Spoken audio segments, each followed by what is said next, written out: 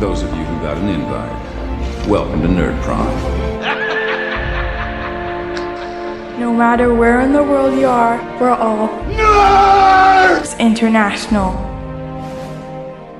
With the hyphen. Nerds International proudly presents. We want to take you on a quest for knowledge. One that will take us from ancient medieval fantasy across the far reaches of space to the distant future. To many savage worlds.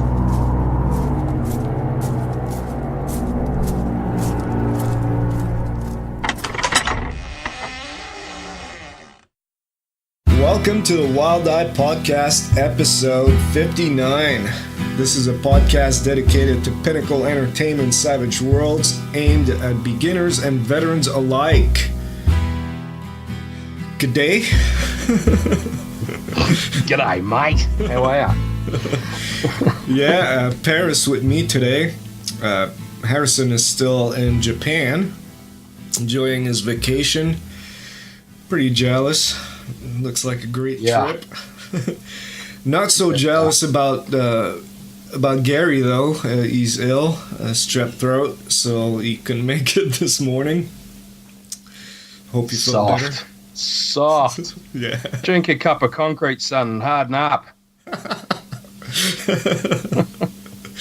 So yeah. I hope you get better soon, Gary. Yeah, I hope so too. It's the second time for him this year, so. So for this episode, it's just going to be Paris and I, which I like. It's kind of like that review episode we did. I think a bit more serious, a bit more intelligent conversation. Well, we'll see. Let's not say anything we can't back up, Eric. Come on. Yeah, so we'll see. So we've received some feedback from last show, or general feedback, which we're always happy to get. Don't be shy. So Ken Ryan says, "Hey, I just finished listening to the starter kit episode. Entertaining as ever. First, thanks for keeping Gary's initial intro." Yeah, that took me by surprise. I didn't know what to say. Also, my suggestion is to download the Wild Hunt quickie rules. Easy to run, pre-gens, flats, the whole 9 yards. It was my first run and my group's first play, and it got us all hooked. Wow, just my 2 cents. Yeah, the Wild Hunt is one of those test drives I was referring to, just not the latest one. The latest one is the Langmar one. The Wild Hunt was the previous one that they released with Deluxe, when Deluxe came out all these years ago. And yeah, it is a very good one, very well put together. So yeah, that's what I mean. Any test drive rules work. This one just goes even farther with the flats and even the pre-gens. You can their first name could be female or male, so it's pretty cool.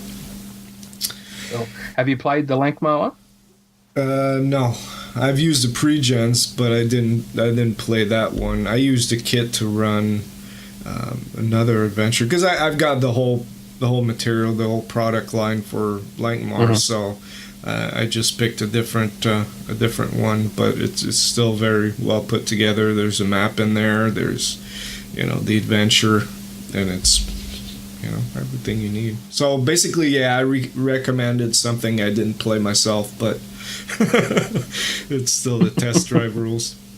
The Digital Dungeon Master writes in and says, I recommend the test drive to possible new recruits for Savage Worlds.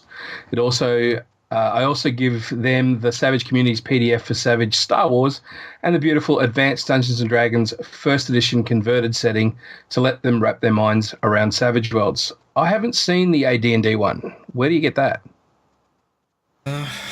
I don't know. Although now Savagepedia is back up. I think it's the Savagepedia. Cool? Yeah, they just had to migrate all the data to a new host site. So that's usually the place where you find that. And yeah, I'll put a link in the show notes for people to check it out. The brand new Savagepedia. And I guess this goes with what you were saying last episode, where you need a setting or context to really help wrap your head around Savage Rules. So it's a suggestion also to give them some settings with it, and those happen to be free also, so which is good. Yeah. There's a few Savage Star Wars ones out there. I'm wondering which one he's referring to. Hopefully he'll write back in and let us know.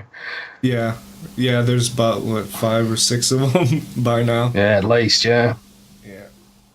Yeah. And then Rob Towell, when I first decided to jump into Savage Worlds, I only grabbed Savage Worlds Deluxe. The fantasy sample characters, all obsolete now. They really need an update. And the adventure called Against the Orcs. Yeah, that material is at least 10 years old.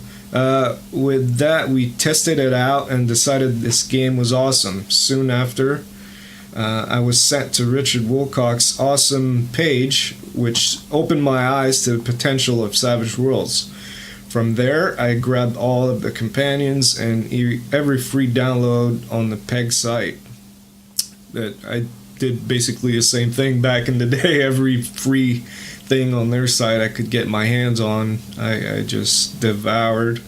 And then he says, when I introduce new players, I always give them a copy of Savage Worlds Deluxe and the link to Zadmar's stuff, which is God Wars 2 or Savage Worlds. I'll have that link again, although it's been shared on this podcast many times over.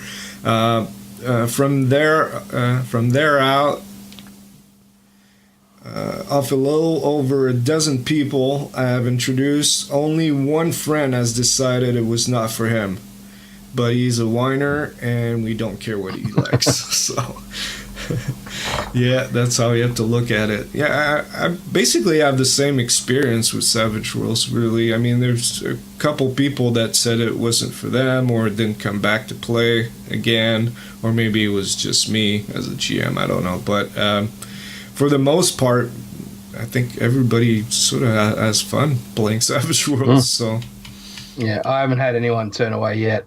I've had one person that they didn't. They play Deadlands, like not with me. I haven't played Deadlands yet, and that turned them off. Apparently, they didn't like it. We had a conversation about Savage Worlds because they were a huge Pathfinder fan. Mm-hmm. But I suspect that it was the crunch of Pathfinder that he really loves. But we'll talk about that later. Yeah. And then, let's move on to the news, because we got big news. Big news. Ladies and gentlemen, it is time for the news. The news is incoming. Prepare yourself for the news. News! And some announcements about the Nerds International Network and the Wild Die podcast.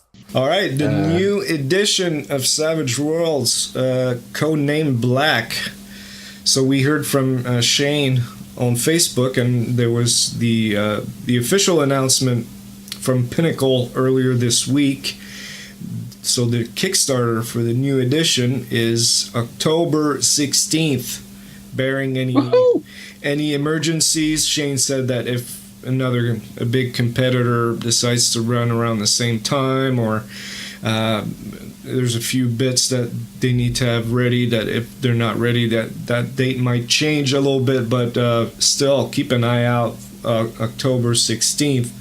And what we learn is that, well, as always, people, I know if you're listening to this, you're probably thinking, well, what's going to happen with all the books I already have, all the settings I have for Savage Worlds?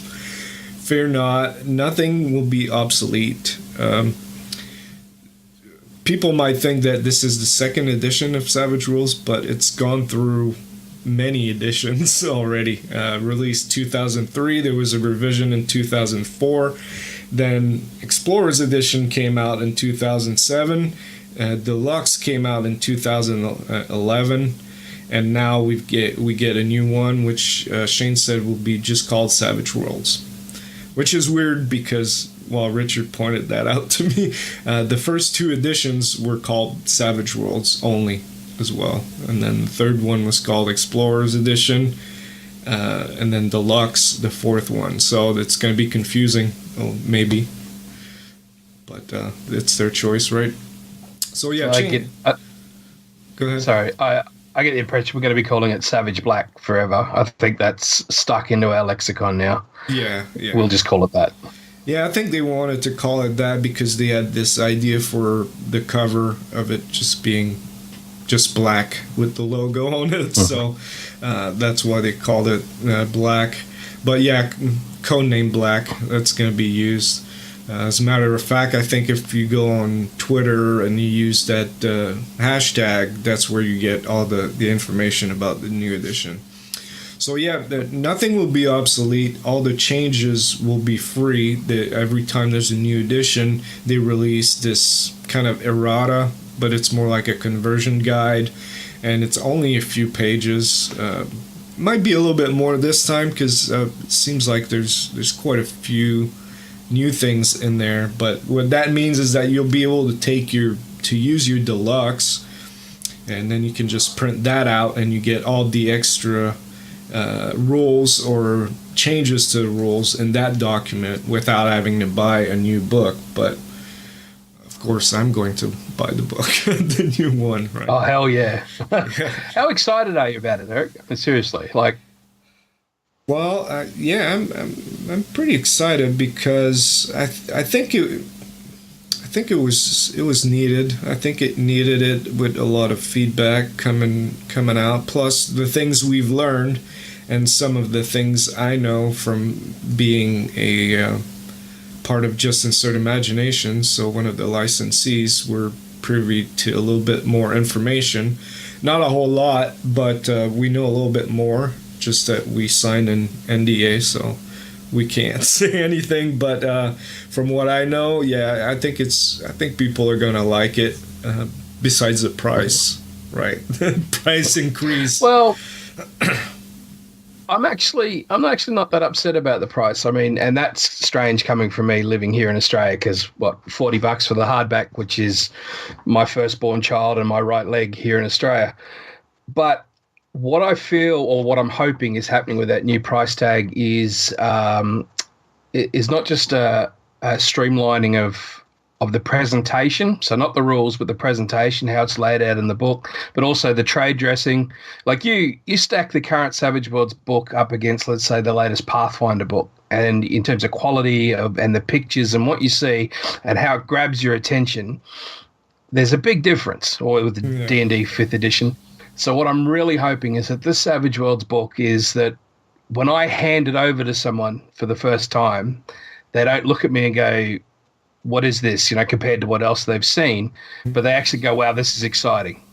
Just from what I'm looking at right now, I'm actually wanting to dive into this book and see more. Yeah, I mean, this goes back I'm very excited. To an episode we had a while back where I said myself, I mean, I'd be willing to pay $40 for a book if the presentation and the look is better, and even the writing, all the rules being clearer and all that. So yeah, you've got the new core book will be $39.99 hardback. It's 192 pages, full color. And then $29.99 for the softback. They still don't have a price for a PDF. So we're maybe hoping it will be $10. So at least we can still say that why not try it? It's only $10, but we'll see. Yeah, there's an interesting psychology behind the $10 thing, though. I mean, some people, and I have spoken to them, if it's only $10, then they're expecting like a low quality product. They're expecting a budget thing. It's really weird. They have this expectation to pay $30 to $50 for a role playing book, and when it costs $10, they think, oh, it's probably not worth my time because it's only $10. It's very, very odd, but I've seen that a couple of times. Yeah, no, I agree. So, I mean, yeah, we'll have to see if that new price point works. I think for the fans, I think they'll work for trying to entice people into playing Savage Worlds or trying it. Like I said, we'll see. Shane's a smart man, so I'm sure he knows what he's doing. So what else is in there? Well, he says, and I'm basically quoting Shane here from a post on Facebook. He says, major changes are to the chase rules, which will be previewed during the Kickstarter in full. So people bitching about the chase rules, there you have it. And you better like it now, because I'm tired of you bitching. And then just go play something else if you still don't like the damn chase rules. I've never seen chase rules that pleased everybody anyway, so. Am I on the right podcast? What? We're telling people that they can shut up? What's going on? Yeah, then it says clean up to various skills and edges and hindrances, revisions to powers and trappings along the lines of Flash Gordon, some very cool tweaks to the combat and rule options to make things much smoother, I think. Hope you do too. Some minor changes to vehicles. We added handling, drop acceleration, for example, tweaks to some gear, tweaks to how we handle size and critters, new setting rules, and some new surprises that only add to the game. They don't change or subtract anything. So, I foresee a lot of stuff that we talked about with Flash Gordon, and then some new things. And then some, yeah. Yeah, chase rules. So there he says, as for compatibility, a creature's stats in 50 fathoms, for example, won't be any different. Some skills might need to be moved, and a rare few edges and hindrances that affect secondary stats might need to be considered, but most of that should have minimal, if any, effect. If we change an edge, for example, and a creature says it has it, it still does, it just works a little differently. And yeah, announced for October 16th. And yeah, there's something else we learned is that the GM advice section that you can find in the deluxe books will be available separately. It doesn't say if you'll have to pay for it, but I'd be willing to bet that it'll just be a free download separately. So that means we go from 160 pages from a 6x9 format to 192 pages in a almost 7x10 format, the graphic novel size, and then you remove the GM advice part. So you're looking at basically 50 to almost 50 pages of new content in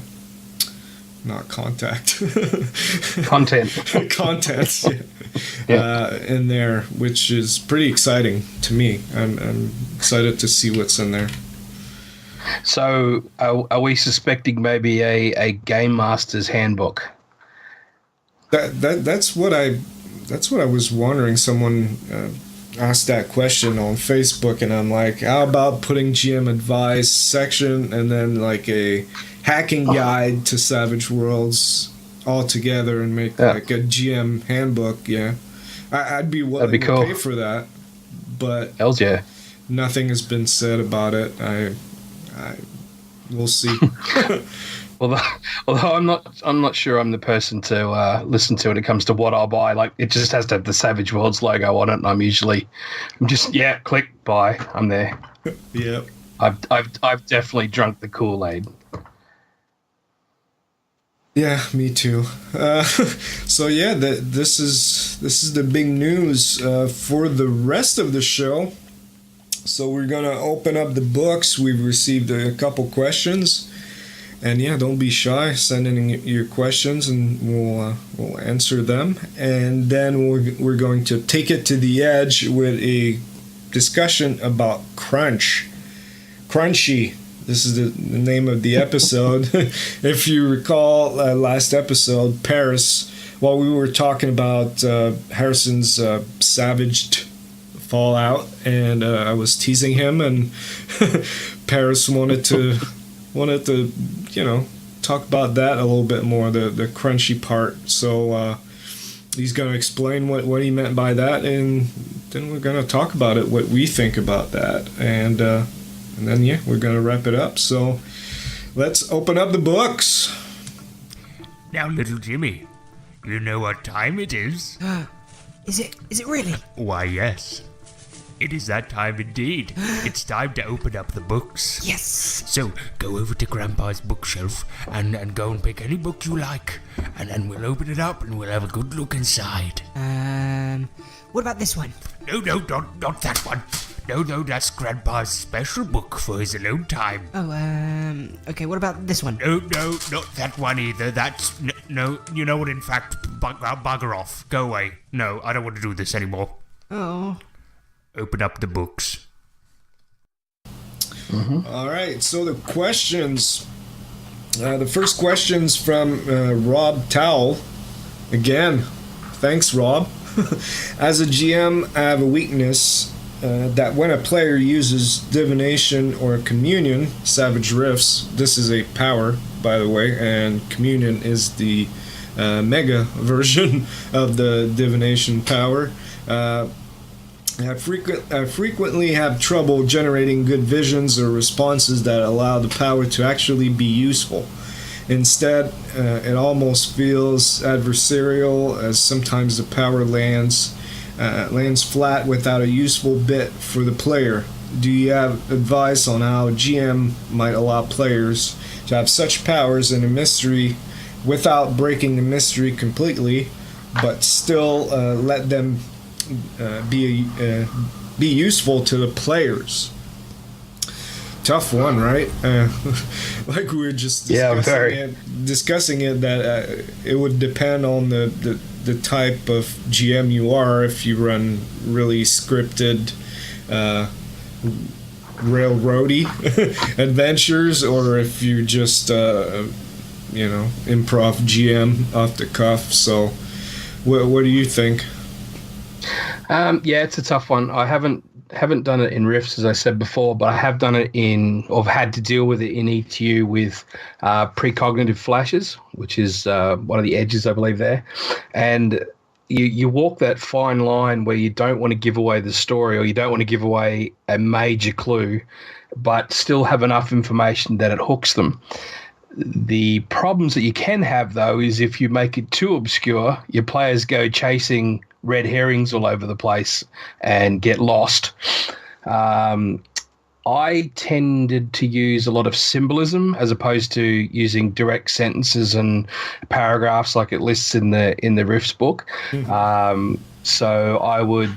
It's hard to pin down a specific example, but I would use maybe someone's face and them maybe asking for help, and yet you might not know who that person is, but the next time you see them, it'll resonate with you. So sometimes the answers don't come specifically within the vision itself. So you could give a small bit of information, and as the adventure progresses, you might go, you feel like you've seen this before, or this gives you a sense of foreboding because of what you'd seen in the past. Sounds is a good one. Smells. Think of everything beyond just the spoken word. So a lot of communication with spirits and gods in the past is the gods are pricks. They're always very cryptic, right? So never say anything sort of straight out. Even Jedis, Obi-Wan Kenobi, how cryptic was that bugger, and set off 3 movies. But yeah, sense of smell, taste, touch, the feeling of a room or a place or a thing. Try to think outside the box and but yeah, it is a fine line. It comes down to your own GM style. You might be a little more pragmatic. You may be a little more straightforward and to the point. But if you can think outside the box, throw some stuff in that gets the characters wanting to explore what it is that they've seen or heard, but doesn't throw them too far or doesn't throw them at all in the wrong direction. Yeah, I agree. That's basically how I use it. I don't use it very often, but yeah, if someone takes that power, I would still need to come up with that kind of stuff, and that's the type of power that players feel it's fun. It's not fun for the GM, but they feel it's fun because it gives them an advantage. And I understand Rob wanting to make sure that they get what they paid for.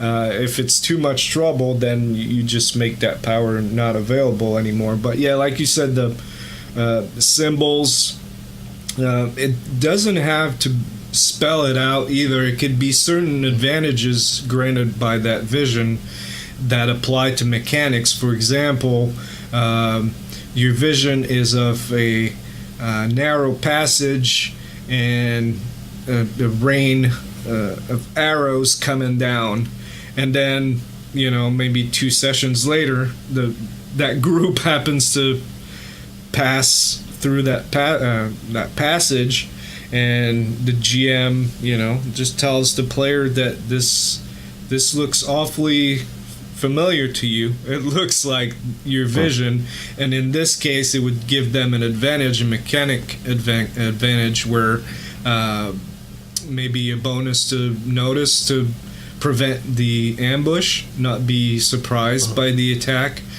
something like that. It could also be used as a plot device. Sometimes if you're running a mystery, if you don't give out enough information, enough clues, the players tend to wander about a little bit. They're a bit lost. So a vision like that can just put them on the right path without having to,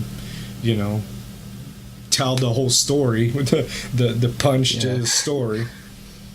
Yeah, my advice would be keep it short too, and make sure you follow it up so that they don't feel that edge or that ability is just an add-on or a waste. And it could be something as simple as you see a blonde hair and a particular hairstyle, and then later on in the adventure or in the next adventure they will see someone in the crowd and they will hook onto that, and they'll be on the other side of the crowd, and that'll be the cue for the character to follow in that direction, which might lead to another clue. Or they might have a vision it might be a modern day game, but they might have a vision of a great knight fighting a dragon.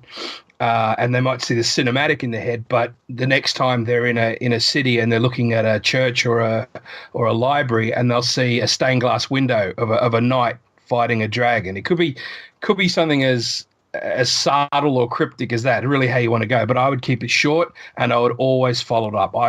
I've done that in the past where I've either forgotten that they have this ability, so I hadn't had anything prepared, or I hadn't followed up the vision afterwards, and that leaves it very flat for the player. So make sure that they feel a sense of success from using that power and getting the clue.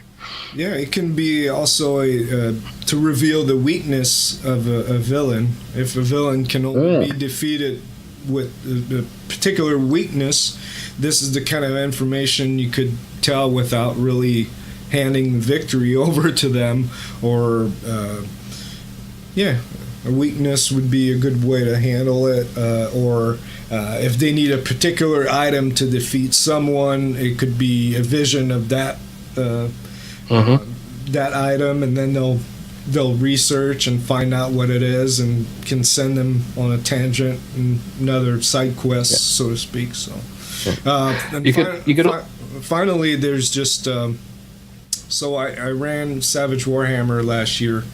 Or was it 2 years ago? It was a while ago, and they had like gypsies, and someone wanted a reading from the gypsy, and what I did was use the rules from the Horror Companion, signs and portents, and basically how it works is you make you're given cards depending on how much you pay the card reader or whatever, the tea leaf reader, and how much information you wanted to share.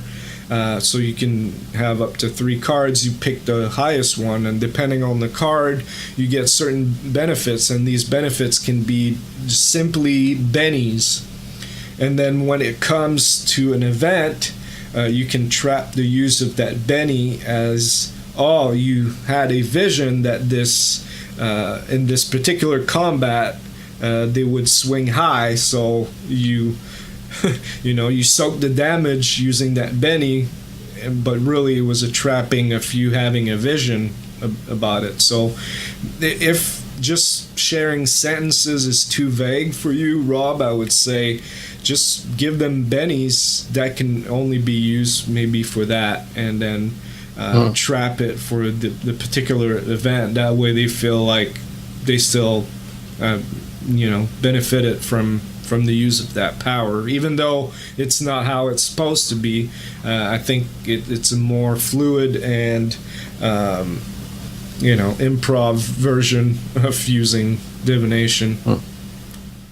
I'll add one thing for Rob. I noticed he said, but still let that be useful for the players. It can also be very useful for the GM for driving urgency in the game and getting the players to understand that what the mission they're on is of utmost importance, that if they fail, the world could come to the end, or the vision showed some sort of time, it could be Christmas, could be New Year's, could be a birthday, and that gives them the impetus to go, well, we have to solve this before that X date. Yeah. But if you look at a movie like Terminator 2, the start of Terminator 2, where Sarah Connor is having that dream, and she sees those kids playing on the play equipment, and she's then gets that foreboding about the nuclear war coming, and she's shaking the fence and screaming, and no one can hear her, and then the nuclear bomb hits and everyone gets wasted. That's a foreboding. That's what these powers do. They create that thing, and for her, that was the drive to destroy Skynet. That was the drive to kill Miles Dyson and stop the Terminators ever becoming a thing. Yeah, that's very good. Yeah, it can become a hook for the GM, definitely. Mm-hmm. All right, and the second question from Terry Hansen. You want to read that one? Terry, sure.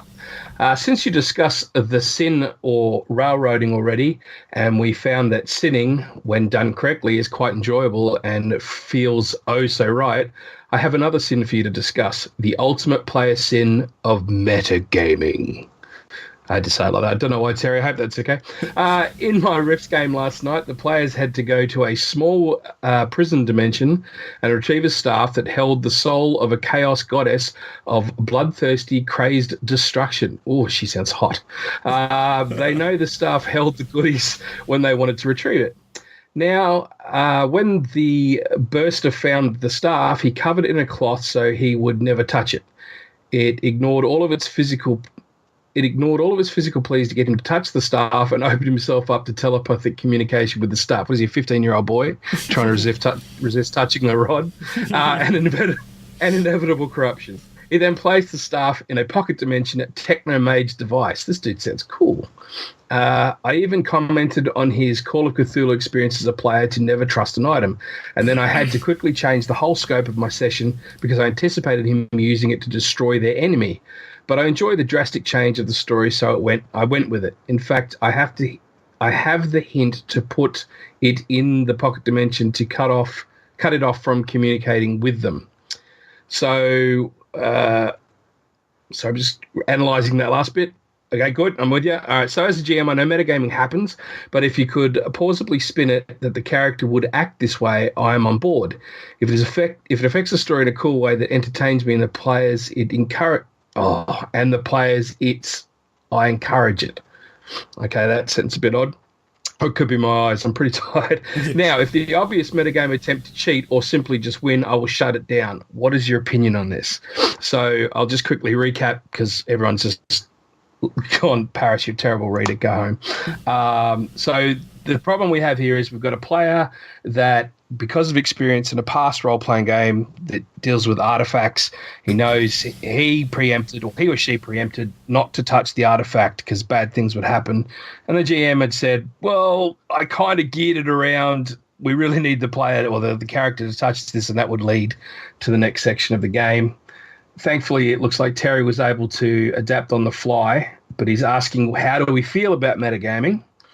And how do we deal with it, I guess, in our game? So I'll throw it to you first, Eric, and then I'll give you my spin.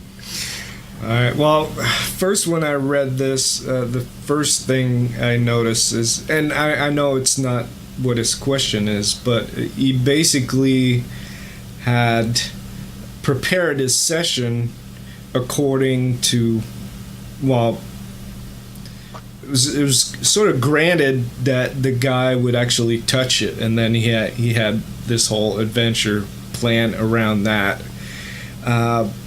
Yeah, this is the bad kind of railroading, but we've all done it, and we still do it, and part of it is adapting and moving on. So the improv'd something else from it, and that's cool. As far as metagaming, I mean, you got two schools, right? You got the old school gaming where player knowledge is encouraged. You might be playing the wizard, but if you played a thief in a previous game, you'll know to use marbles. You'll know to use a 10-foot pole, and you'll pretty much role play like a thief. It's encouraged.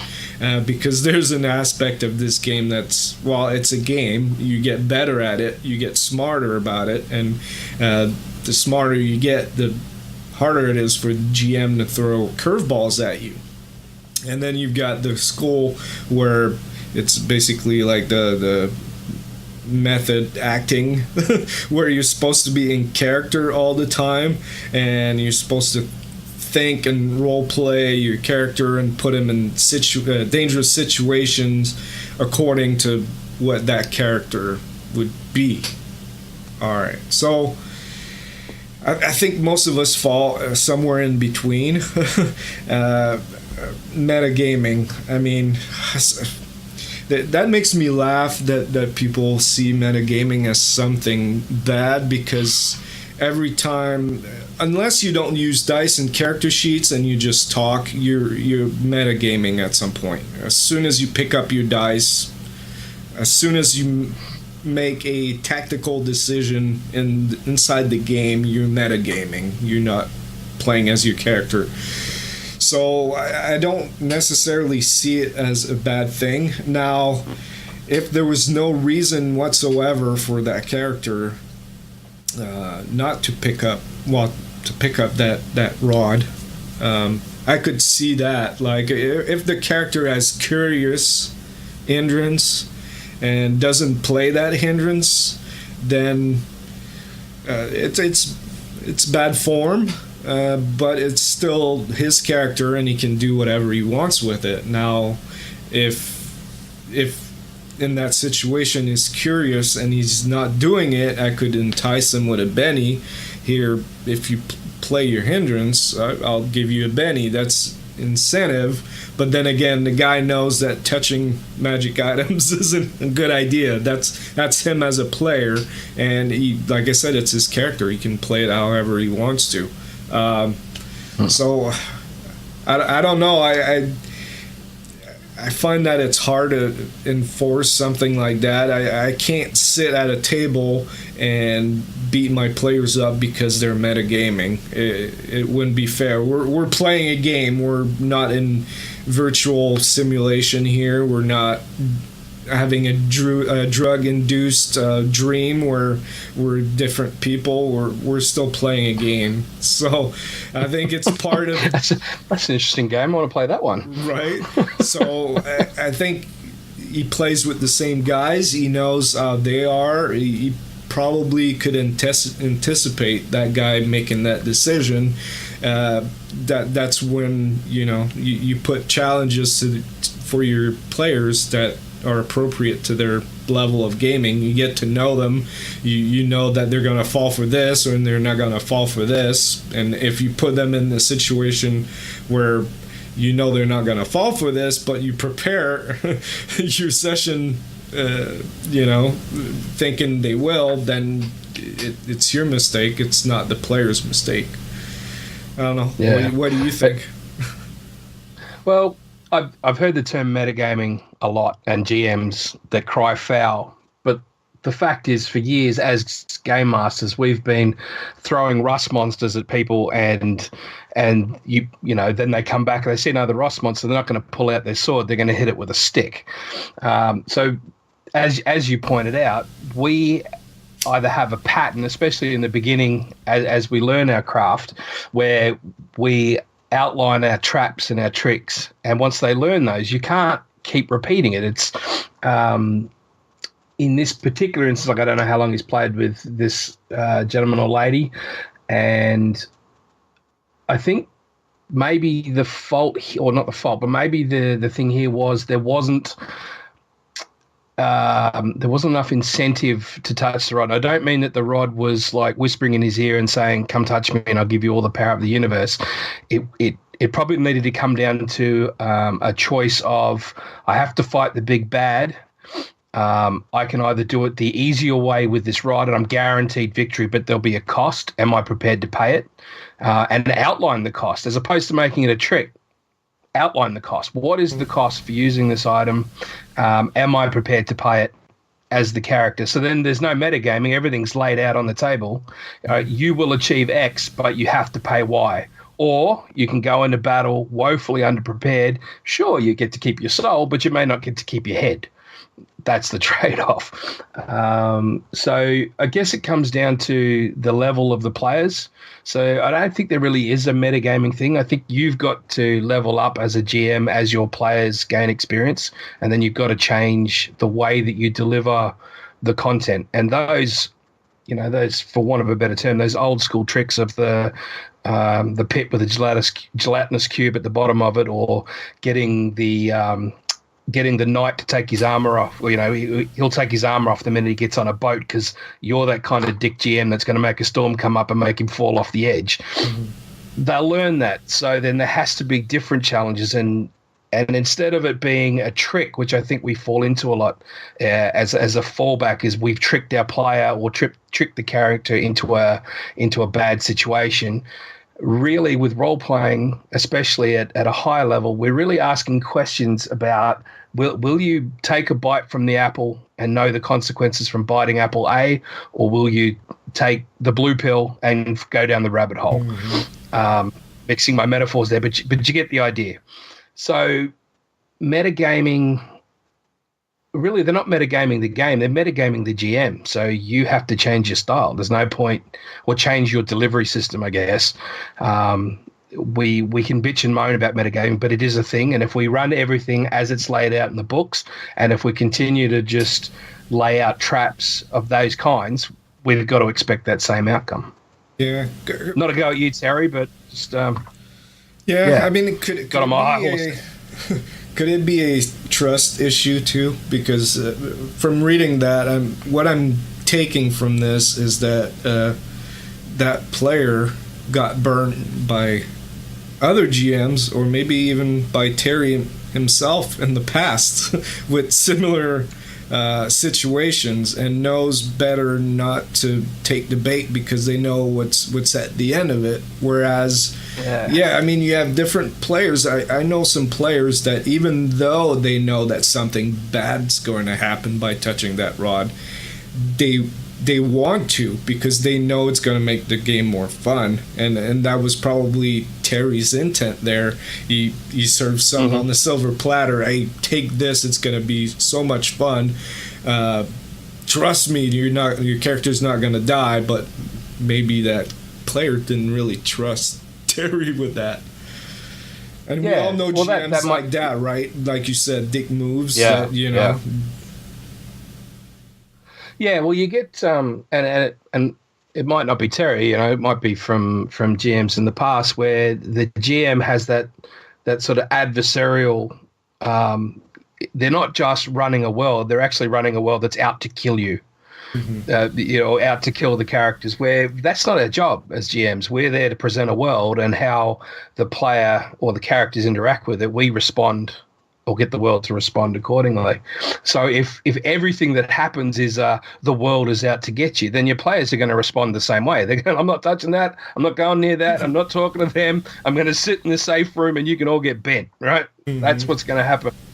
So what we have to do as GMs is we shouldn't be trying to create traps unless that's the specific part of the scenario. What we're trying to present is choices.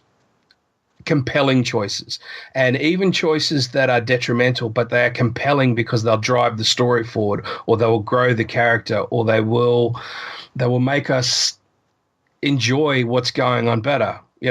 By the sounds of it, this guy grabbed the thing with his cloth, chucked it in a micro dimension, and everyone went about, and Terry was sitting there going, okay, well, we have to get a second rod, whatever he did. Right. And there's no cloth, so you have to touch it. You can't do that either. They're in a dimension where all fabric, textile fabric disappears. Yeah.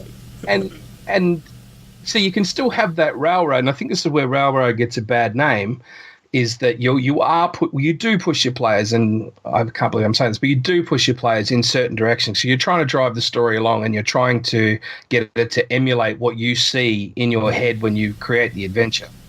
But instead of, haha, you fell into my trap, it should be, dude, there's a trap there, right? You know it, I know it, your character might not, or it might know, but it now must decide, that character must decide, do I fall into the trap knowing the consequences but also the benefits and how it will possibly change how this adventure will go, or do I bypass it completely and it completely changes the story that we're telling? We should lay those choices out instead of those ha-ha moments, I think, anyway. Yeah. I think, well, just like railroading, metagaming is one of those terms that gets a bad rap, but yeah, it's part of the game, and like I said, you can't force players to make certain decisions according to their characters because you feel they should have made a different decision. Yeah. You can't do that. It's their character. It's bottom line. You have to know. You have to find out what ticks them off, how to hook him up onto something. But looks like he handled it well. Yeah. All right. Thanks, Terry, and thanks, Rob, also for your questions. Very good questions. It's fun to answer them. So if you have questions like that, even because Terry's question isn't really a Savage Worlds question, but it's still RPGs, right? And sometimes it's nice to answer more wide questions like that. All right. Let's take it to the edge. Yeah.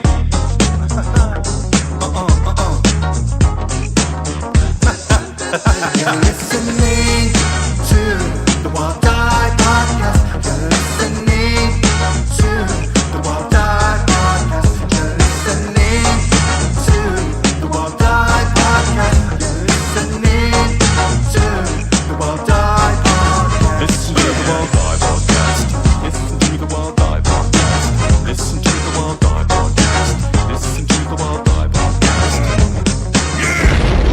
Well, first, I want you, Paris, to just frame this discussion a little bit better because it's kind of broad right now. So what is this about? What is Crunch to you? That type of thing.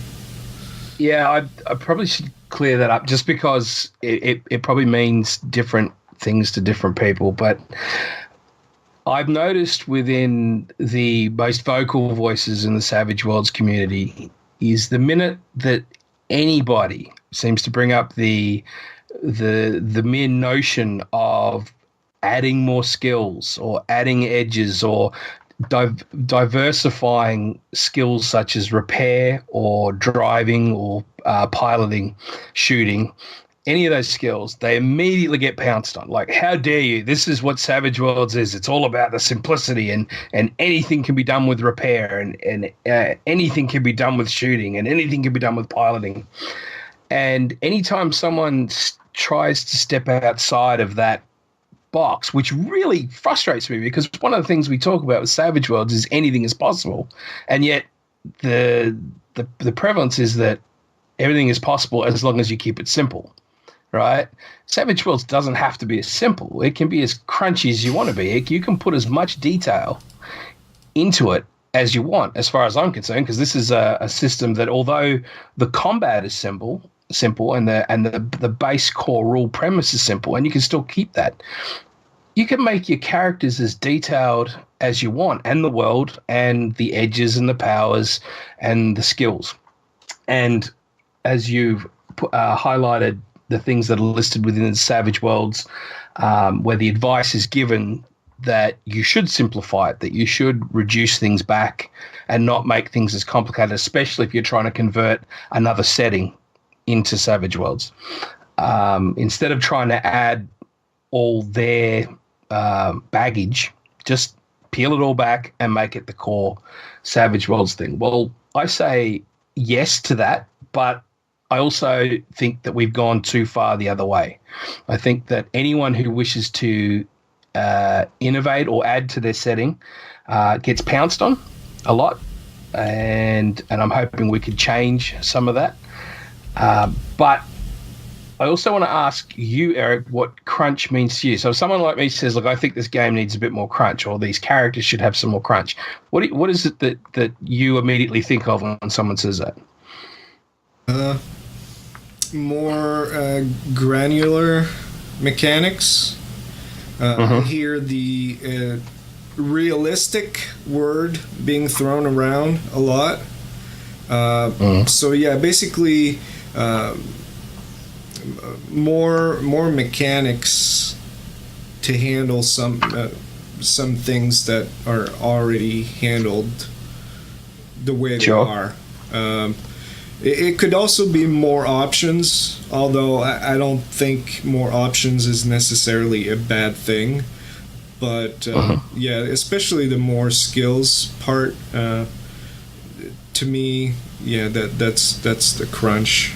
When there's a rule for everything, when you need a rule for every situation, you're talking about crunch instead of using rulings, which I think Savage Worlds gets away with a lot of rulings.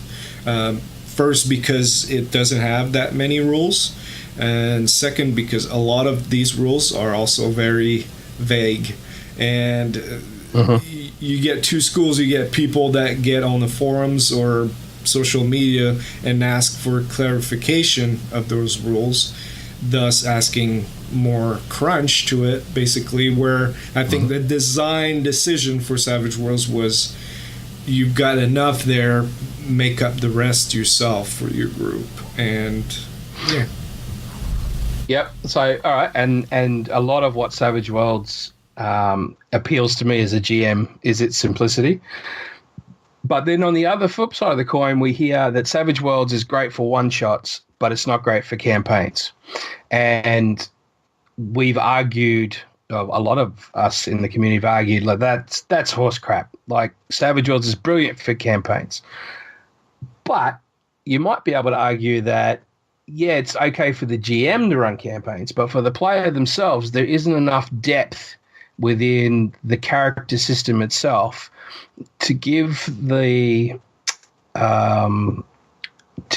player that satisfying feeling about their character. So if you remember last episode, I asked, when someone is playing D&D and they go, nah, I don't want to play Savage Worlds, I like what I have in D&D, what is it that they like that's there that they don't have as Savage Worlds? Ultimately, the role-playing is the same, and although you could argue the mechanics are slightly different, the combat, roll some dice, go for an outcome, rinse, repeat. Pretty much the same, right? But when I look at a D&D character sheet, right, there is so much more detail I can put there in a player, as a player, and so many options I can take. yes, it's all outlined, and the argument I've also heard is, Savage Worlds is for people who use their imagination. That's fine, but you also need context, or you need some, you need context, you need some barriers. Otherwise, your imagination can run wild, and you can have, theoretically, magicians running around with magic miniguns in your fantasy world, and you didn't want that in the first place. But they could trap it that way. There's nothing in the rules that says they can't. So bringing it, sort of boiling it back, as I said, I'm writing up a setting at the moment called Hero ES, and it's a sci-fi setting. And so I sat down, I looked at the skills, and I see driving.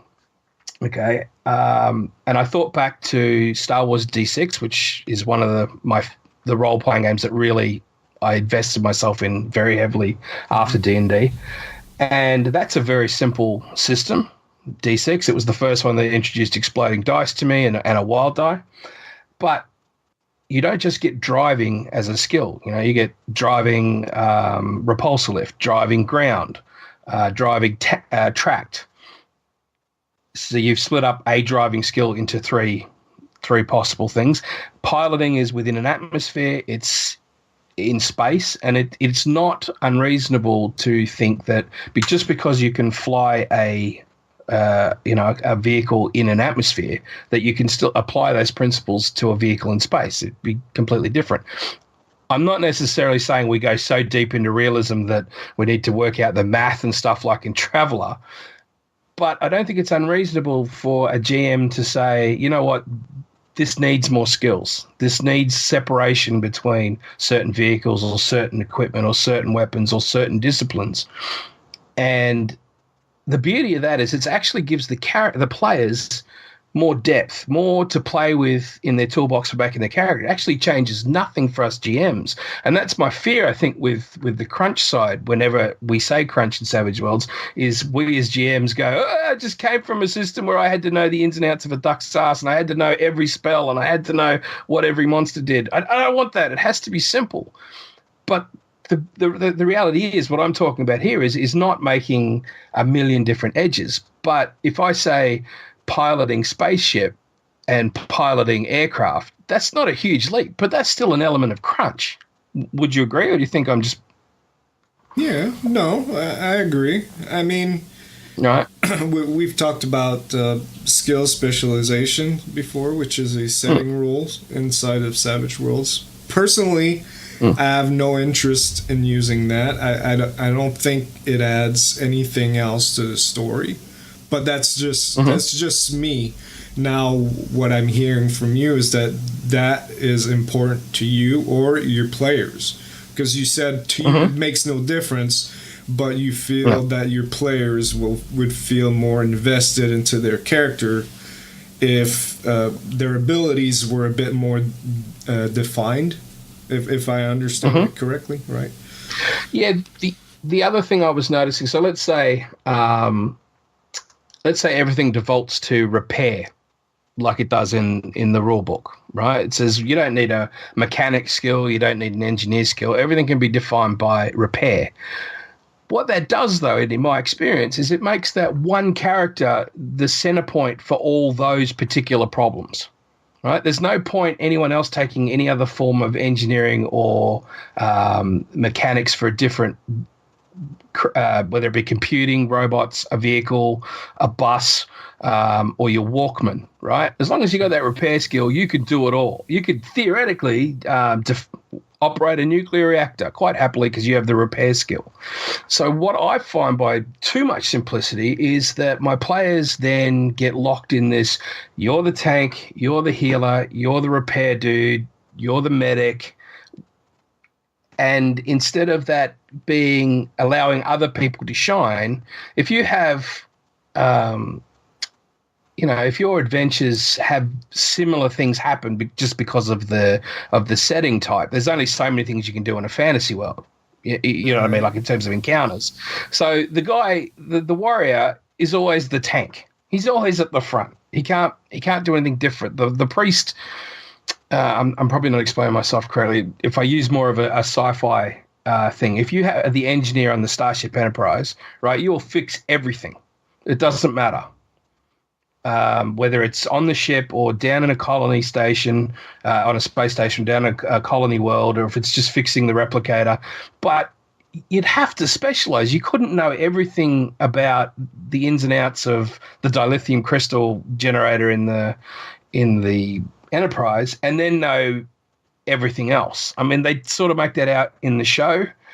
But I want to give my players the ability to say, well, this guy specializes in fixing the starship, but when the shit hits the fan and we're down on the ground and the tires are blown out or the engine's been shot up, the spaceship engineer, he can get on the gun and he can hold off the bad guys because this player's actually better at repairing ground vehicles. Do you see what I'm getting at? Yeah.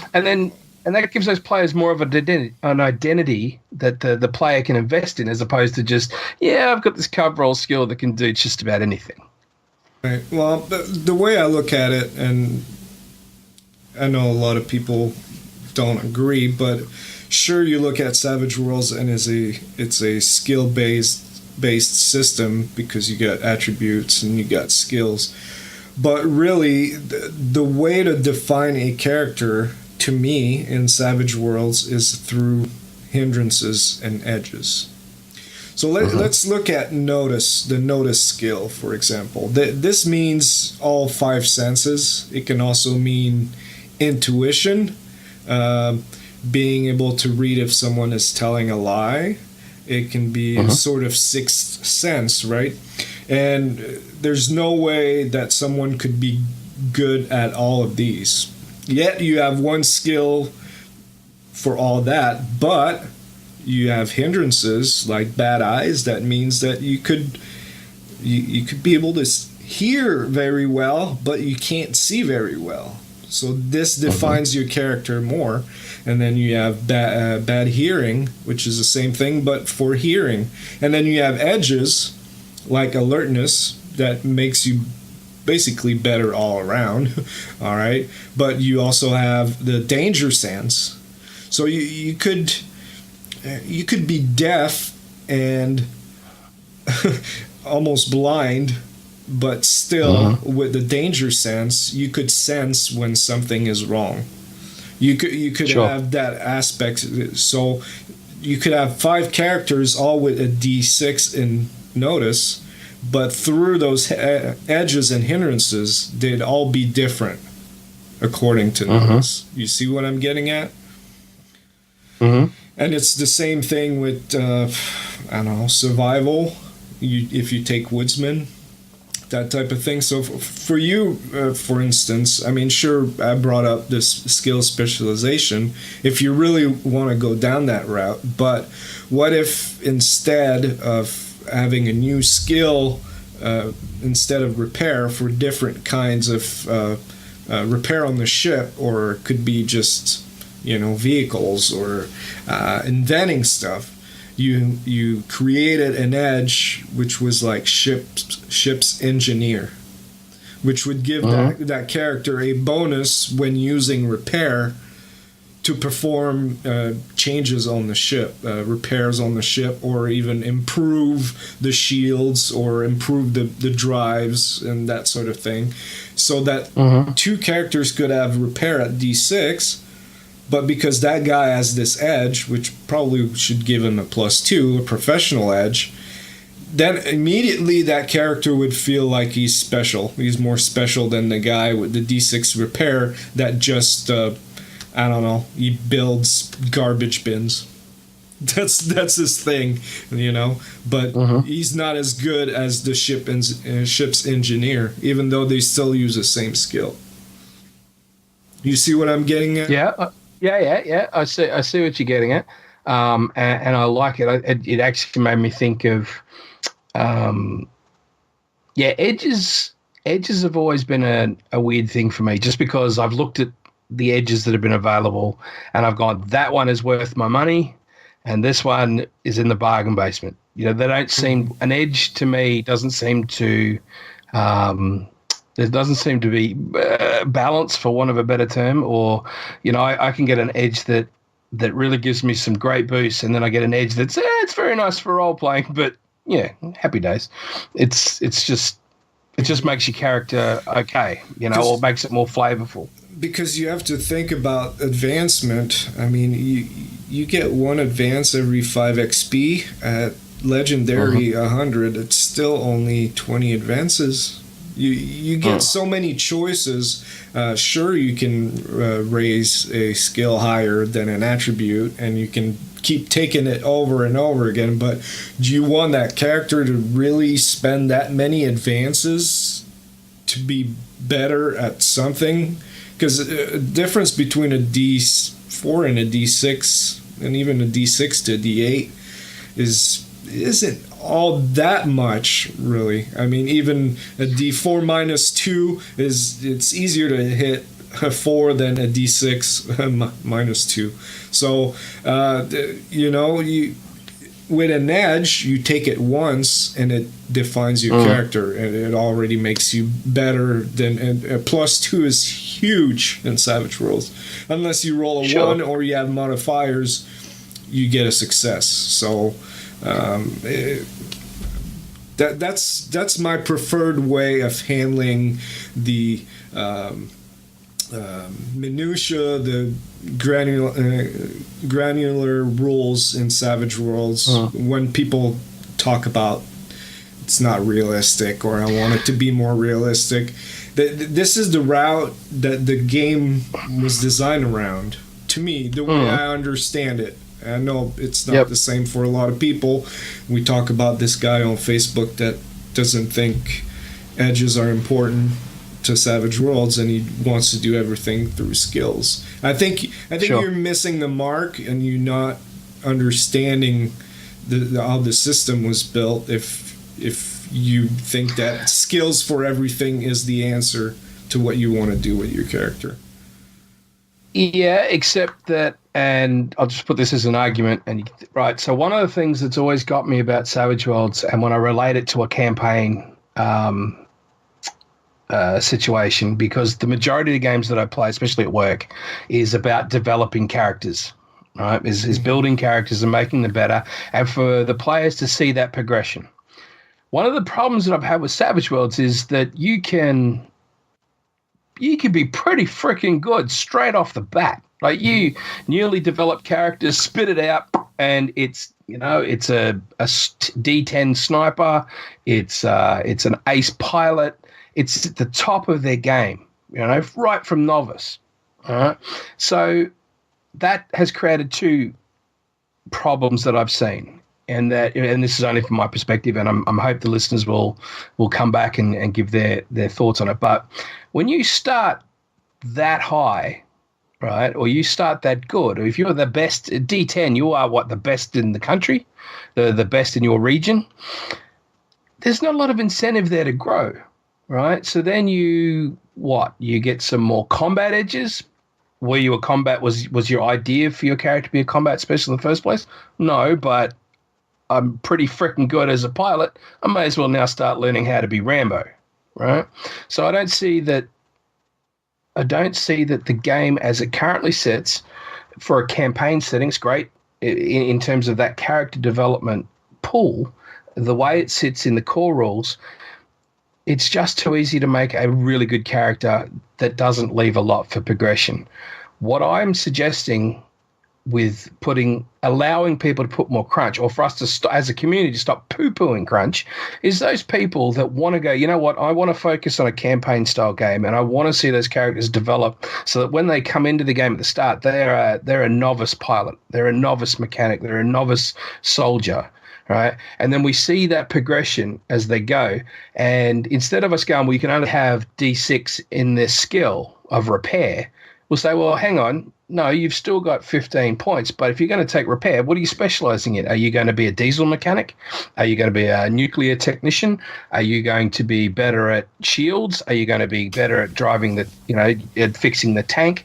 And that way we've diversified not only the kinds of characters that we create, we've actually retarded that ability they can still make characters that are super, super great off the bat, but we've given them more to think about now as a player and how they want to develop that character. And instead of going, I'm an ace pilot straight off the bat, we can go, you know what, you will be an ace pilot by the time you hit veteran, or you'll be an ace pilot by the ace pilot by veteran. You'll be running Top Gun by heroic. Do you get what I'm saying? As opposed to I could literally make Maverick at the end of Top Gun as my first level novice character. Yeah. I think it's the way it was designed, and I agree with you. That's the downside of it, and I understand that.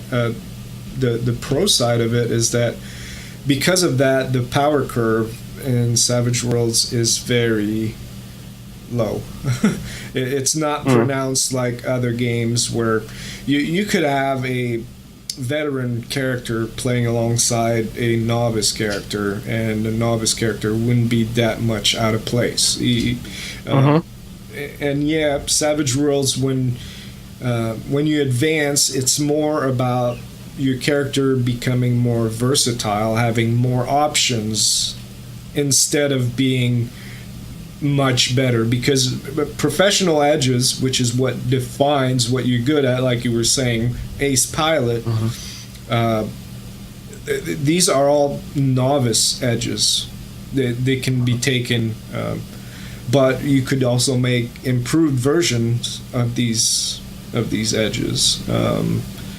And yeah, I mean, if that's what you want for your group, for your players to have more room to grow, there's also, while you've been playing ETU, and in ETU, there's a cap, I believe, for skills, where you start, I think it's a D6. You can't have a higher than a D8, I think, in a skill when you begin. So you could put a cap like this too. You can make it D6 for novice characters, D8 for seasoned, D10 veteran, so on. The only issue I see with that is then it then forces the player to become more of a jack of all trades, because you can have like too many skill points.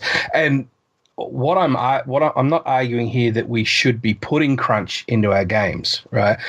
What I'm arguing here is that the community needs to, or from what I've seen, elements of the community, I can't attack the whole, I'm not attacking anybody, but what I've seen is that the voices of the Savage World community, right? The minute anyone goes, you know what, I want to run my game this way, or put a bit of crunch, or ask the question, how would you do this? They either get howled down, or didn't you read? Just use the core rules, man. Just use the core rules. This game is designed, it's a toolbox. It's designed for us to run out and do whatever we want with it, and whatever works at our table. But I like to hear all sides of that, all tables. I want to hear what's happening at different tables. I don't want our community to be in a position where if you come to the Savage Worlds Facebook group and you go, hey, I'm actually thinking about splitting skills up into astrogation, navigation, and navigating through the warp. And then people go, oh, you don't need that. Oh, we don't. All you need is knowledge, navigation, or knowledge skills, whatever. But the GM is going, well, look, I'm looking to take what I love, this core system, the simplicity of the combat. I love 3 wounds. I love the shaken system. I love cards. I love edges, and I love hindrances. I just want to give my players that ability to go be a little more detailed, a little more focused is probably a good term. My NPCs don't have to be. I'm still going to run them exactly the way I are in the book. I'm just going to chuck edges in as I need them, and hindrances and powers, and I'll trap them any way I like. But I want to add this layer on top of Savage Worlds. I'd like some advice or just some feedback. Why does the feedback always have to be, nah, just do it the way it's in the core book? It's all you hear the majority of the time, and it just grinds my gears. So I personally like a bit of crunch when it comes to my personal characters when I'm playing as a player. That doesn't mean I want to do hero system, right? Which I did play Champions back in the day, where it would take you a whole day to make a character because you were accessing all these little points. I'm not suggesting we do that. But then again, I don't want to howl down anyone that goes, hey, I think I can do a similar thing with Savage Worlds. To me, good luck to you, buddy. If you love it and your players love it, happy days. And if I learn something from it, I may not take everything that you get from what you've decided to do, but I might pick up on one or two things that I can then incorporate in my own game. And my fear is, with all this howling down of that's not the Savage Worlds way, you can't do it this way, or just use core, we're really stifling a lot of that creativity. And maybe the upshot or the downside is that we will force people to other systems that embrace it. A generic system, but it has a lot more minutia and detail to it. Yeah, I mean, it makes sense. What you're saying makes sense. I think what happens mostly is these people that, the people that want more crunch like that are often people that say, hey, I just started playing Savage Worlds, and I think it needs more skills. And these people haven't played it yet. That's a good argument. I see that, and I get that. I get that thing where we as a community can say, play Savage Worlds as it's written first, get that philosophy, that feeling for Savage Worlds, which you and I and the cast have been talking about for a while. Because as I said, it took me so long to just wrap my head around Savage Worlds. But now that I have, I'm now looking for that extra bit to give my players, not for me. I'm not looking to spend hours making NPCs that are, detailed and have all this bunch of stuff. With all my NPCs, I will keep some very core basic skills to roll against, or edges or hindrances. But if I want to give my players that freedom to be a little more diverse, I don't just want to give them knowledge skills either. I want to hand them a setting and say, well, look, these are all the skills that are attached to running a starship. These are all the skills that are attached to running a sea craft. These are all the skills that are attached to running computers. These are all the skills that are attached to running a robot. If you don't want that, take basic robot. We'll just put, repair robot. But if you want to go into cybernetics, whatever, happy days, do it. Go for it. Diversify. And for me, what that'll do is it'll force the player to think more about the identity of their character than what I believe I'm seeing at the moment, which is all that identity goes into the building. But then when it comes to that progression track, they're like, well, I've actually got everything that makes my character. I think I'll take the quick edge. Why? Because I'm sick of drawing fours. Yeah, but how does that relate to the character? Well, it doesn't. I've already got everything to my character. I've just got these edges I've got to buy. I've got these experience points I've got to spend. So I think if we allow those of us, I'll put myself in this basket, to come to the community and say, look, I'm actually looking for a way to make the player's side of thing a little more crunchy. You can make the DM side crunchy if you want to, but the player's side of things are more crunchy. Let's not, as a community, go, shut your head. That's not the Savage Worlds way. It is the friggin' Savage Worlds way. It's just a toolbox. We could do with it what we want. Let's stop, being snobby about it or pompous about it, and instead maybe stop and listen to what these people have to say. And if you pick up a couple of things from it that you can use in your own game, we all win. There you go. I'm on my soapbox. I'm ranting. Yeah, you're right. I guess I'm just old grognard. No, well, there's a place for grognards there. No, like you said, and you're right, it doesn't have to change anything for the GM. It's just where I'm coming from, that when I started playing Savage Worlds, it was a revelation for me, because I was coming off of D&D 3.5 and D&D 4th edition, where I finally had less bookkeeping and crunch to worry about. I didn't have a rule for everything. So when I hear people like you that want to put more crunch back into my Savage Worlds, it's like, it's like that metaphor I had last episode, right? I eat only, I'm a vegetarian now, and you want to put meat back in my diet. Even if you just want to put the little nugget in it, to me it's like the gateway nugget to full-blown crunch, I think it's a normal reaction that, like you mentioned, hero system. You know, you don't want it to get there, but to me, that's the entry to that. And I get the reaction to tell people, well, if you want more crunch, there are systems for that. And this is what I call character sheet porn. When people sit down at a table, they look at their character sheet, and if it's 5 pages folio with everything detailed, that this is who I am, my fingernails are that long, and I can do this, and I can do that. I got a skill for sight, a skill for hearing, one for tasting, and I got one for sixth sense. Because it's detailed like that, they feel like they know their character better. And I played Rollmaster for a long time, and it took, like you said, a whole day making a character sheet. And then you sit down to play, and most of that stuff on your character sheet doesn't get used. To me, you define your character through playing while you're playing it. Well, what doesn't get used, it doesn't mean anything. Okay, you got a 67 in that skill, but if it never gets used, well, what good is it for? You know? Oh, I fully agree. I mean, if I'd be a bit of a jerk of a GM if I were like, here's all the things to what you need to run a starship, and the entire campaign is on planet Volmar, and you never get on a ship. That would be a real asshole thing for me to do, right? But for a player to be that invested in that character, that's not a bad thing. That's not a bad thing at all, from my opinion. Isn't it set expectations too high, looking at a full loaded character sheet and not getting to use most of it?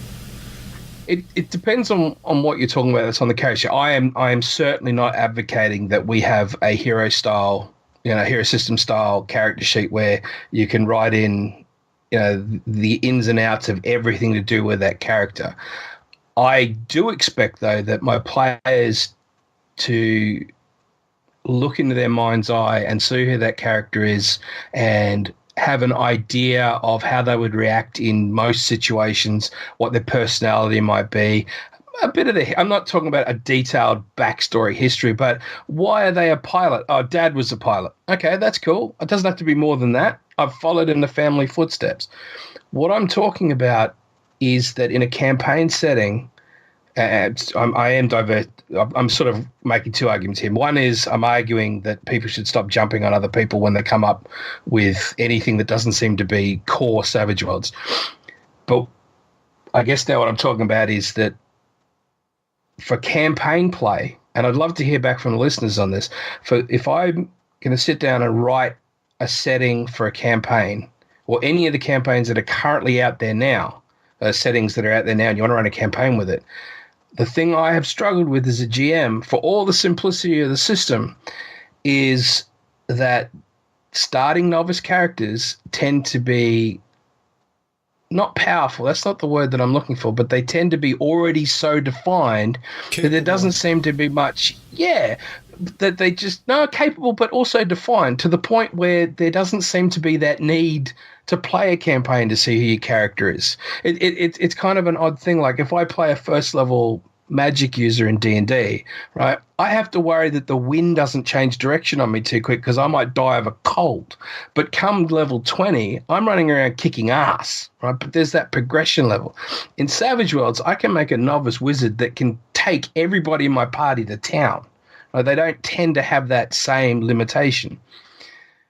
And the problem with that, in my mind, as a GM, when I look at my players that are looking for that development, that progression, and even that feeling of accomplishment, of that they took their character on a journey, that these characters in a campaign setting, they're just too good right off the bat. They have to have, yes, they've got their hindrances, and yes, they might not have every skill up to D8, but it's very rare for them to struggle in a novice situation. They're already very good. I could take the reins of this plane. I'll get us all to safety. I can swing across this gorge. I can drive that tank. I can build that robot. Nothing seems impossible, which is fantastic in a one-shot. But in a campaign, you really need a more measured approach to developing that character. And that, as you said, you role play to figure out who your character is. Well, part of that progression is part of that development, that understanding of the character. And if your character's so good at the start and you're sitting there and you've got experience points to burn and you go, I'm going to take Paladin or Holy Warrior, but you're not a Holy Warrior. That wasn't the brief for your character. Why did you do that? Because I had points to burn. So they're now taking choices because they can, or they become power gamers. So then we start taking edges like quick and quick draw and all those kinds of things. Their goal may never have been to be the fastest gun in the West, but come near the end of Novice, they can draw faster than Billy the Kid, and yet they originally decided they were going to be a bank teller in the Wild Wild West. So I understand. There's also the fact that most of these edges, besides the professional edges, have a rank requirement, and to me, that's part of the pacing thing. But I agree. I agree with you that, at some point it feels, especially for, spellcasters, I think if there's a limit on the number of times you can take new power, like in Beasts and Barbarians, per rank, at some point you run out of options. Even if you don't want to be a full-blown fighter, you don't have that many options either. And that's part of having a setting and offering more options through edges too. I believe that's where it can make a difference. But I agree that there's a point where you start taking edges just to make you better at something, but it doesn't really fit your character concept. Or the other thing that happens is they've got XP to burn, so they buy off hindrances, and then what made that character unique and interesting is gone.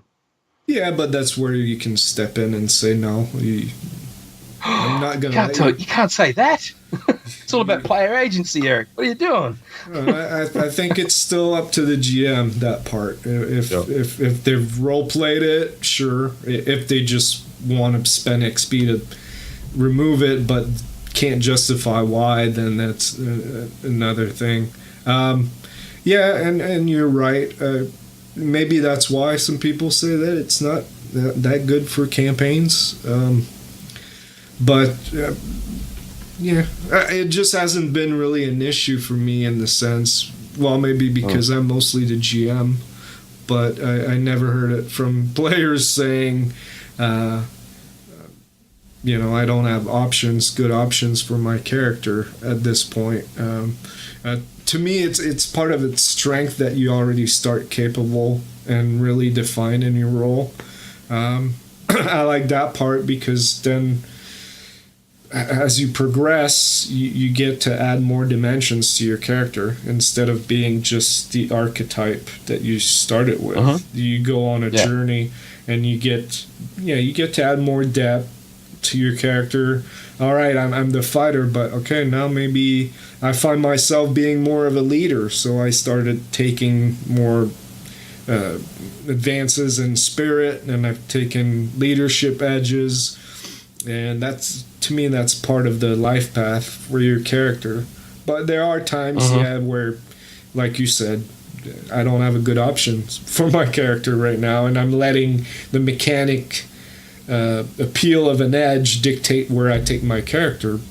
But is that's metagaming, but like we discussed earlier, is that such a bad thing to, however the player get to, develop their character is a bad thing, whichever way, doesn't matter to me anyway. Yeah, I know, and I'm certainly not poo-pooing, the ability to make a character that's straight off the bat that's capable, and if that's the way you like it, as a player or a GM, go hard, more power to you. And a lot of the times that's the way I play it because it's easy and it's straight off, and I don't have to think a lot about what's going on because I have an understanding of the core rules. I just we will sit there as a community and point fingers and go, these people have said Savage Worlds is no good for campaigns, and we'll laugh at them or we'll say they don't get it. And yet when someone might come out like myself, and I'm making myself a target here, I'm sure, and say, look, I think that initial creation process is flawed for a campaign style game, I'm sure I'm going to get howled down for it.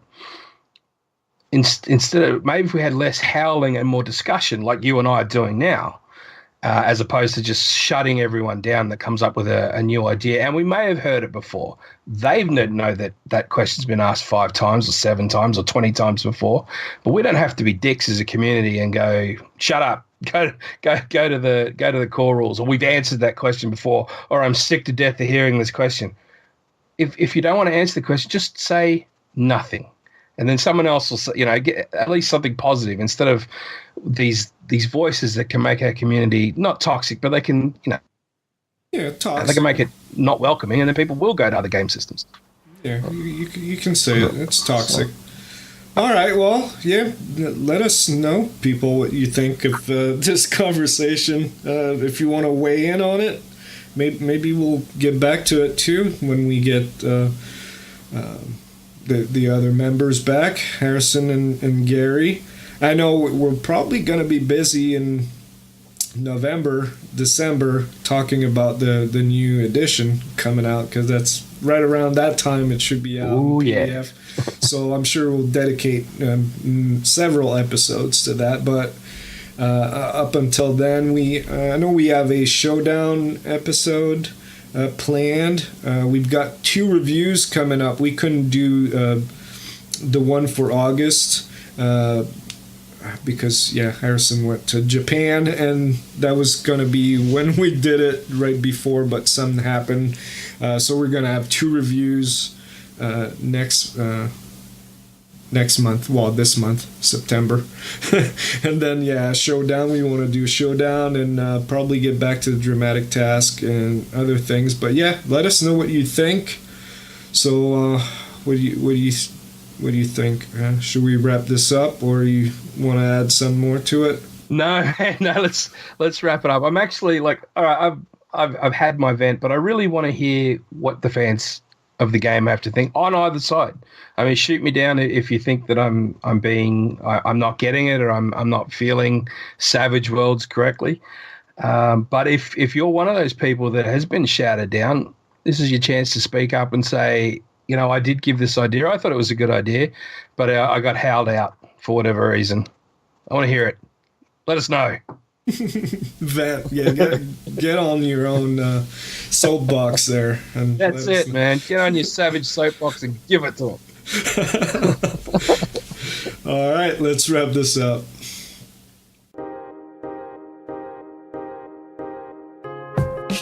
Yo, motherfuckers, you all best back up. I always got a gun, I always come strap up. This ain't a game of pool, it ain't no time for no rack up. It's the motherfucking time for the motherfucking wrap up. Anyone who disagrees will get smack up. See me back in school when I shouldn't have learned to add up. I found a gun on the floor, instead I picked that up. Anyway, sorry, I'm motherfucking back up.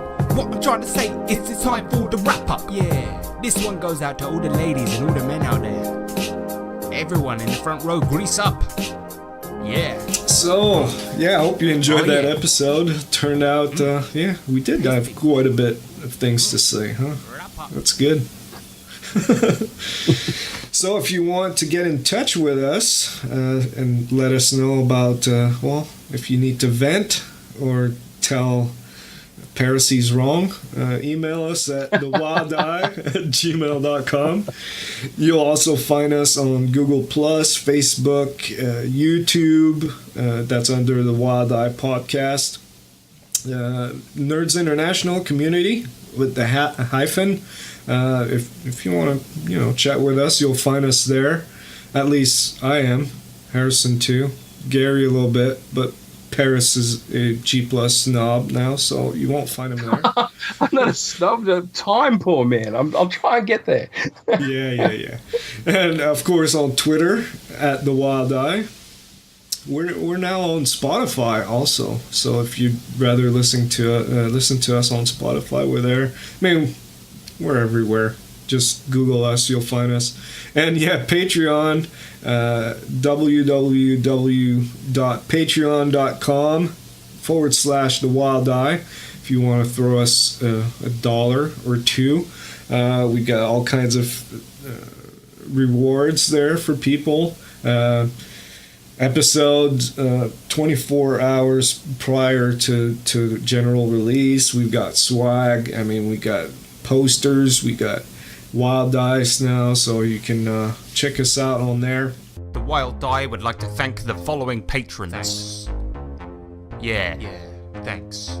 Cheers.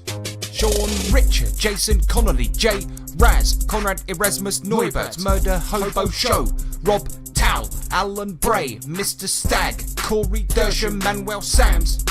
Yeah, Pure Mongrel, Sylvia's Fantasy RPG Maps, CJ Stott, Bubbles, Peter Adams, Digital Dungeon Master, Remy Bilodeau, Gil Dashard, Lewin Strad, John Peterson, Greg Bruni. I'm sure you're not a sandwich, must be. Please don't be a sandwich. You must be a sandwich. Yeah. And speaking of which, new Patreon patrons, Mark McGrath, Ray Aracia, and Jens Skernheim. German, I'm pretty sure. So thanks guys a lot for your support. We really appreciate it. It means a lot. Keeps the show going. Keeps us motivated to produce those shows every 2 weeks and then bonus episodes. So check it out. Yeah, Patreon. We got a new goal. If we reach that goal, we'll release a second podcast, kind of a new series of just news. Ooh.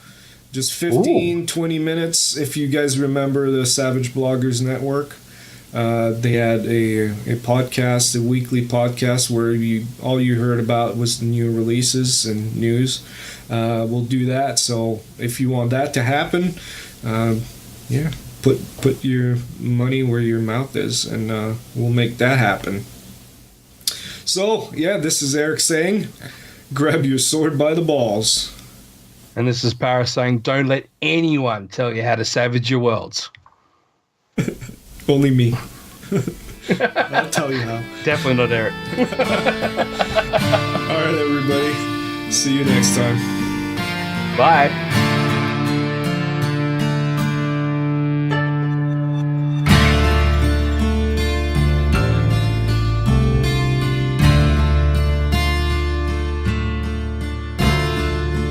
The Wild Eye Podcast is not affiliated with or endorsed by Pinnacle Entertainment Group or official Pinnacle licensees.